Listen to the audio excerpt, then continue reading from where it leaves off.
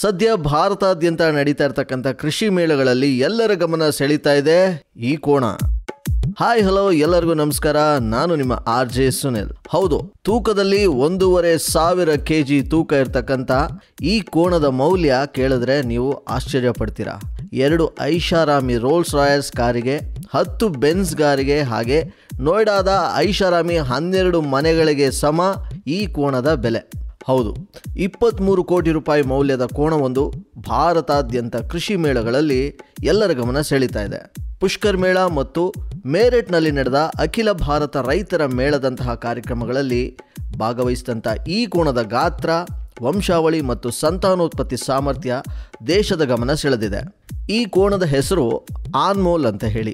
ಇದರ ಖರೀದಿಗೆ ಮುಂದಾಗಿ 23 ಕೋಟಿ ರೂಪಾಯಿ ನೀಡುವ ಆಫರನ್ನು ಸಾಕಷ್ಟು ಜನ ಕೊಟ್ಟಿದ್ದಾರಂತೆ. ಆದರೆ ಅನ್ಮೋಲ್ ಮೇಲಿನ ಪ್ರೀತಿಯ ಕಾರಣ ಇದರ ಮಾಲೀಕ ಗಿಲ್ ಇದನ್ನ ಮಾರೋದಕ್ಕೆ ಮನಸ್ಸಿಲ್ಲ. ಅನ್ಮೋಲ್ ಅನ್ನ ಕುಟುಂಬದ ಸದಸ್ಯರಂತೆ ನಾವು ನೋಡ್ಕೊಳ್ತಿದ್ದೀವಿ ಅಂತ ಹೇಳ್ತಾ ಇದ್ದಾರೆ.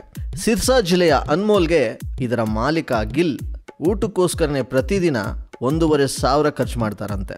ಇದರಲ್ಲಿ ಒಣ ಹಣ್ಣುಗಳು ಮತ್ತು ಹೆಚ್ಚಿನ ಕ್ಯಾಲೋರಿ ಆಹಾರ ಪದಾರ್ಥಗಳಿದ್ದು ಇದರ ಆರೋಗ್ಯ ಮತ್ತು ಶಕ್ತಿಯನ್ನು ಕಾಪಾಡೋದಕ್ಕೆ ಇದು ನೆರವಾಗುತ್ತೆ ಅಂತ ಹೇಳ್ತಾರೆ. ಇದರ ಮೆನು ನೋಡಿದ್ರೆ ನಿಜವಾಗ್ಲೂ ಆಶ್ಚರ್ಯ ಪಡ್ತೀರಾ. 250 ಗ್ರಾಂ ಬಾದಾಮಿ, 30 ಬಾಳೆಹಣ್ಣು, 4 kg ದಾಳಿಂಬೆ ಮತ್ತು 20 ಮೊಟ್ಟೆಗಳು, ಹಾಗೆ ಆಯಿಲ್ ಕೇಕ್, ಹಸಿರು ಮೇವು, ತುಪ್ಪ, ಸೋಯಾಬೀನ್, ಮೆಕ್ಕೆಜೋಳ ಸಹ ತಿನ್ನುತ್ತೆ. ಈ ಸ್ಪೆಷಲ್ ಫುಡ್ ಅನ್ಮೋಲ್ ಸಂತಾನೋತ್ಪತ್ತಿಗೆ ಯಾವತ್ತೂ ಸೈ ಅಂತ ಖಚಿತಪಡಿಸುತ್ತೆ. ಈ ಕೋಣಕ್ಕೆ ಬಾದಾಮಿ, ಸಾಸಿವೆ ಎಣ್ಣೆಯಲ್ಲಿ ಮಸಾಜ್ ಮಾಡಿ ದಿನಕ್ಕೆ 2 ಸಲ ಸ್ನಾನ ಮಾಡಿಸ್ತಾರಂತೆ. ಹಾಗೆ ಇದರ ವೀರ್ಯಕ್ಕೆ ಅಂದ್ರೆ ಸ್ಪರ್ಮ್ಗೆ ಎಲ್ಲಿಲ್ಲದ ಡಿಮ್ಯಾಂಡ್ ಅಂತೆ. ವಾರಕ್ಕೆ 2 ಬಾರಿ ವೀರ್ಯ ತೆಗೆಯಲಾಗುತ್ತೆ. ಪ್ರತಿ ಹೊರ ತೆಗೆಯುವಿಕೆಗೆ 250 ರೂಪಾಯಿ ಚಾರ್ಜ್ ಮಾಡ್ತಾರೆ. 100 ಜಾನುವಾರುಗಳ ಗರ್ಭಧಾರಣೆಗೆ ಬಳಸ್ಕೊಳ್ತಾರಂತೆ. ಇದರ ವೀರ್ಯ ಮಾರಾಟದಿಂದಲೇ ತಿಂಗಳಿಗೆ 5 ಲಕ್ಷ ಸಂಪಾದನೆ ಮಾಡ್ತಾರಂತೆ ಇದರ ಮಾಲೀಕ. ಸದ್ಯಕ್ಕೆ ಭಾರತಾದ್ಯಂತ ಕೃಷಿ ಮೇಳಗಳಲ್ಲಿ ಸದ್ದು ಮಾಡ್ತಾ ಇರ್ತಕ್ಕಂಥ ಈ ಕೋಣಕ್ಕೆ ಯಾರ ಕಣ್ಣು ಬೀಳದೇ ಇರಲಿ ಅಂತ ಅದರ ಮಾಲೀಕ ದೇವರಲ್ಲಿ ದಿನಾ ಪ್ರಾರ್ಥನೆ ಮಾಡ್ತಾರಂತೆ. ನಮಸ್ಕಾರ.